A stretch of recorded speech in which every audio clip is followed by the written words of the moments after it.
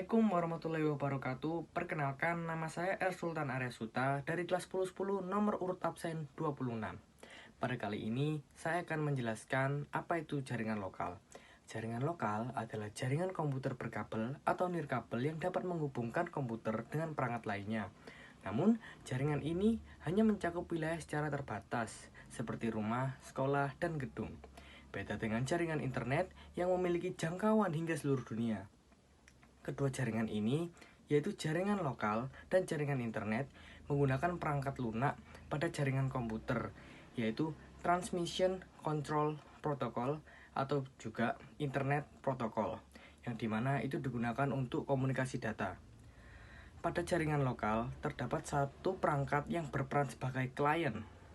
Setiap komputer atau perangkat yang terhubung pada jaringan lokal memiliki IP address atau alamat IP.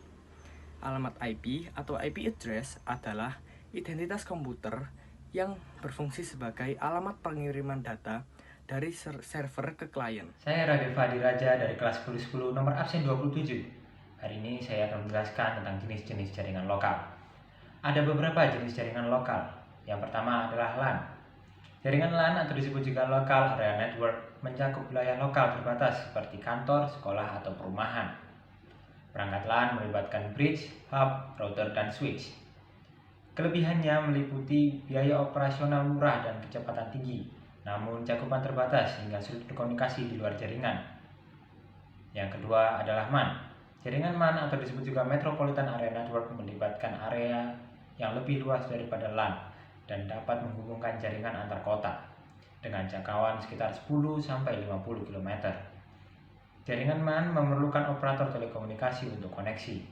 Contoh penggunaannya mencakup pusat perbelanjaan yang saling terhubung antar kota. Kelebihannya termasuk cakupan area yang luas, efisiensi komunikasi, dan keamanan jaringan yang baik. Namun kekurangannya mencakup biaya yang lebih tinggi dan waktu perbaikan yang lama jika terjadi kerusakan pada jaringan. Yang ketiga adalah WAN. Jaringan WAN atau disebut juga Wide Area Network mencakup area yang lebih luas daripada LAN dan MAN. Dapat menghubungkan antar negara atau bahkan antar benua menggunakan kabel serat optik di bawah laut. Kelebihan WAN melibatkan cakupan area yang lebih sangat luas, tingkat keamanan yang baik karena terkait dengan pertukaran informasi antar negara. Namun kekurangannya mencakup biaya tinggi karena memerlukan perawatan jaringan yang kompleks dan rentan terhadap pencurian data penting. Sekian dari saya, terima kasih. Assalamualaikum warahmatullahi wabarakatuh. Perkenalkan, nama saya Fatih Pratama Nurkanaka, nomor absen 9 dari kelas X10. Di sini saya akan menjelaskan apa sih itu internet. Internet adalah sebuah jaringan yang menghubungkan antara media elektronik satu dan media elektronik lainnya. Adapun dampak positif internet, yaitu untuk kebutuhan efisiensi, dapat meningkatkan efisiensi dalam pemrosesan data, komunikasi, dan pengambilan keputusan. Dan juga ada akses informasi di mana memfasilitasi akses cepat dan mudah ke informasi relevan dalam era informasi. Dan ada produktivitas inovasi di mana ini mendukung produktivitas dan mendorong inovasi di berbagai sektor. Nama saya Fadila Ilham Budiadana. Saya akan menjelaskan tentang dampak positif dan negatif dari internet. Saya akan memulai dari dampak yang positif terlebih dahulu. Dampak positif yang pertama adalah sumber informasi. Pada batik diri, internet telah memberikan akses informasi yang tak terbatas. Kita dapat mempelajari hal baru dari internet hanya dengan ketikan jari saja. Yang kedua adalah komunikasi. Internet saat ini dapat menghubungkan siapa saja di seluruh dunia. Hanya bermodalkan handphone dan paket internet, kita sudah bisa berinteraksi dengan banyak orang lewat sosial media, email, dan sebagainya.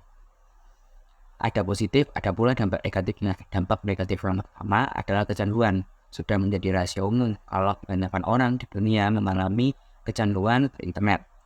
Hal ini dapat menyebabkan masalah mental yang sangat berbahaya, seperti isolasi sosial yang sangat berbahaya. Dampak negatif yang kedua yang tidak disadari banyak orang adalah ancaman keamanan. Akhir-akhir ini banyak kasus hacking yang membocorkan identitas pribadi masyarakat dan kasus pelanggaran privasi yang sangat meresahkan. Karena itu, ada baiknya kita semua berhati-hati dalam berinternet. Assalamualaikum warahmatullahi wabarakatuh. Nama saya Muhammad Harith Abdul Masudi dari 1010 absen 27.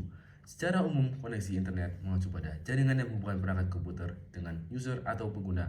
Jaringan tersebut dilakukan melalui protokol komunikasi yang telah dirancang sedemikian rupa. Dengan jaringan tersebut, pengguna dapat mengakses dan mendudukan informasi dengan mudah. Adapun perangkat yang bisa menggunakan internet adalah komputer, ponsel pintar, tablet, dan perangkat lainnya. Koneksi internet sendiri terdiri dari beberapa komponen yang saling terhubung. Komponen internet yang salah satu yang paling penting adalah penyedia layanan internet atau ISP. ISP atau Internet Service Provider merupakan penyedia akses ke jaringan internet melalui berbagai metode. Beberapa metode jaringan yang digunakan adalah kabel, serat optik, DSL, atau nirkabel. ISP sendiri bertanggung jawab untuk menyediakan infrastruktur yang diperlukan pengguna. Selain itu, ISP bertugas untuk memastikan perangkat pengguna bisa terhubung ke internet. Setelah terhubung dengan ISP, perangkat akan terhubung ke jaringan melalui modem atau router. Setelah itu, perangkat sudah bisa digunakan untuk mengakses informasi dengan internet. Namun, untuk mengakses internet, pengguna masih membutuhkan perangkat lunak untuk menjalankannya atau software.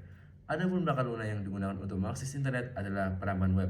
Peramban web juga terdiri dari banyak macam, contohnya seperti Mozilla Firefox, Chrome, dan Edge. Yang paling sering digunakan adalah Google. Internet dapat dihubungkan ke perangkat melalui kabel internet, yaitu kabel fiber optik, kabel koaksial, atau kabel twisted pair atau tanpa kabel, wireless connection. Berikut beberapa jenis koneksi internet yang dapat digunakan untuk dihubungkan ke perangkat pengguna, yaitu pada jaringan nirkabel dan berkabel. Terima kasih. Wassalamualaikum warahmatullahi wabarakatuh. Assalamualaikum warahmatullahi wabarakatuh. Perkenalkan, nama saya Fairuz Abnamsah, nomor absen 08. Dan pada kesempatan kali ini, saya akan menjelaskan mengenai konektivitas internet melalui jaringan berkabel. Nah, konektivitas internet melalui jaringan berkabel seringkali memakai kabel koaksial, kabel fiber optik, hingga kabel twisted pair. Nah, kabel-kabel tersebut dihubungkan ke jaringan kabel telepon atau televisi yang juga sekaligus terhubung dengan Internet Service Provider atau yang disingkat dengan ISP. Nah, contoh konektivitas dengan jaringan kabel adalah satu dial-up PSTN atau Public Switch Telephone Network. Nah, dial-up PSTN menjadi cara mengoneksikan internet tempo dulu yang memanfaatkan jaringan telepon kabel rumah untuk mengakses internet. Nah, teknologi ini bekerja dengan melibatkan komputer, modem, dan jaringan kabel telepon. Nah, kecepatan datanya rata-rata di antara 12 sampai 20 MB per second dengan kecepatan maksimum 56 MB per second. Nah, yang kedua yaitu adalah ADSL, Asymmetric Digital Subscribe Line. Nah, ADSL satu langkah lebih tinggi dibanding dengan dial-up PSTN. Koneksi internet dilakukan dengan modem yang berbeda dari dial-up PSTN dan bekerja pada frekuensi 34 sampai 1104 kHz. ADSL dapat pula digunakan untuk mengirim suara dan faksimili. Assalamualaikum warahmatullahi wabarakatuh. Perkenalkan, nama saya Muhammad Ilham dari 1010 nomor absen 22. Pada kesempatan kali ini saya akan menjelaskan tentang konektivitas jaringan nirkabel.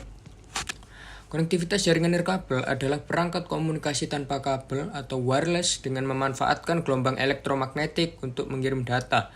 Kelebihan penggunaannya dibandingkan dengan jaringan berkabel adalah lebih mudah dan praktis tanpa perlu mencolokkan kabel ke port dan tidak ada batasan jarak selama masih tersambung ke perangkat. Tetapi komunikasi wireless juga memiliki banyak kelemahan, diantaranya rawan adanya gangguan sinyal akibat cuaca dan gedung yang menghalangi.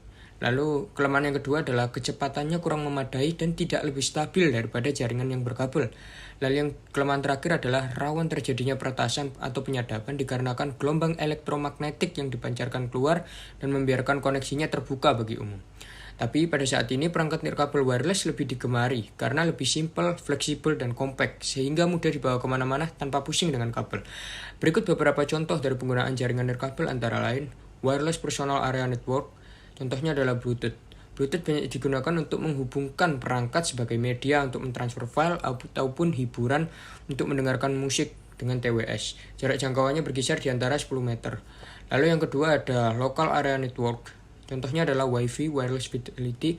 Pemanfaatan Wi-Fi banyak digunakan di kantoran dan rumah karena cenderung lebih stabil, tetapi memiliki kelemahan dalam hal jangkauannya, yang mana jangkauannya berkisar di antara 100 meter.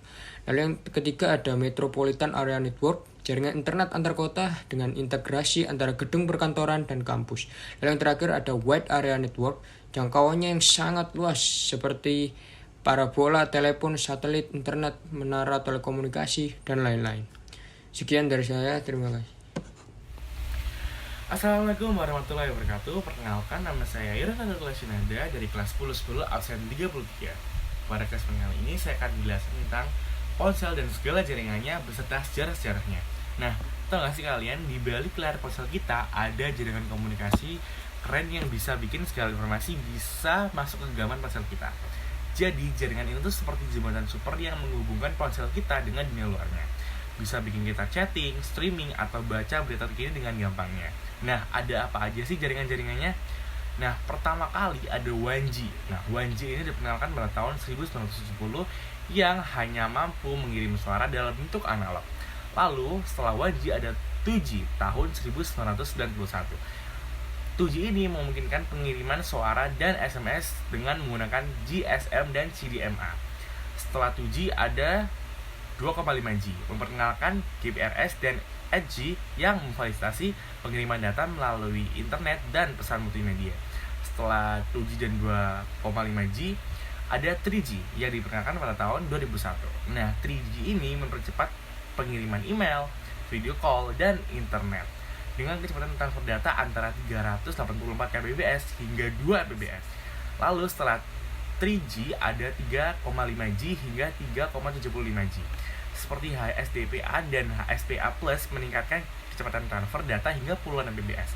Lalu yang paling terbaru 4G atau LTE tahun 2000 menawarkan kecepatan data hingga 100 Mbps yang memungkinkan kita untuk mengakses internet yang lebih cepat.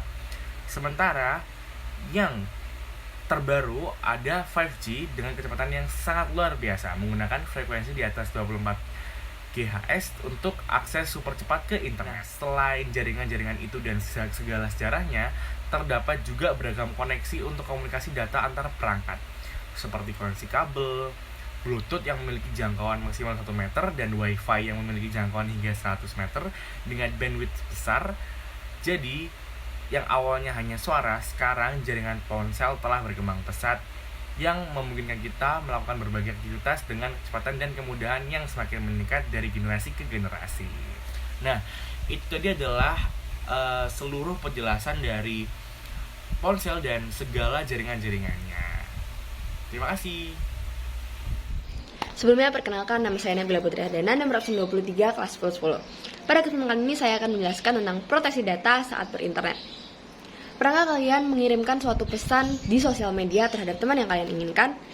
Tahu gak sih kalau misalnya pesan yang kita kirim itu terlalu unscripted loh. Artinya, setiap pesan dan panggilan yang kita kirimkan itu tidak dapat diketahui orang lain dan aman untuk kita sendiri. Contoh lainnya, saat kita melakukan login pada suatu website atau aplikasi tertentu, kita memasukkan username dan password yang kita miliki. Apakah password tersebut dan username tersebut aman dan tidak dapat diketahui orang lain?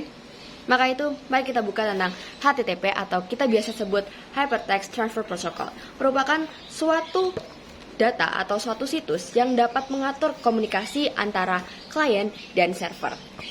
Di mana cara komunikasinya dengan cara klien melakukan request terhadap server, kemudian server tersebut memberikan respon terhadap suatu data pada browser yang akan ditampilkan pada browser tersebut. Tahu nggak sih kalau misalnya HTTP itu juga memiliki versi yang lebih unggul loh, seperti HTTPS. Nah, HTTPS ini merupakan teknologi enkripsi yang berbasis SSL atau bisa kita sebut dengan Secure Sockets Layer. Nah, SSL ini merupakan suatu teknologi keamanan berstandar global yang dapat memungkinkan komunikasi telah terenkripsi antara web dan server web.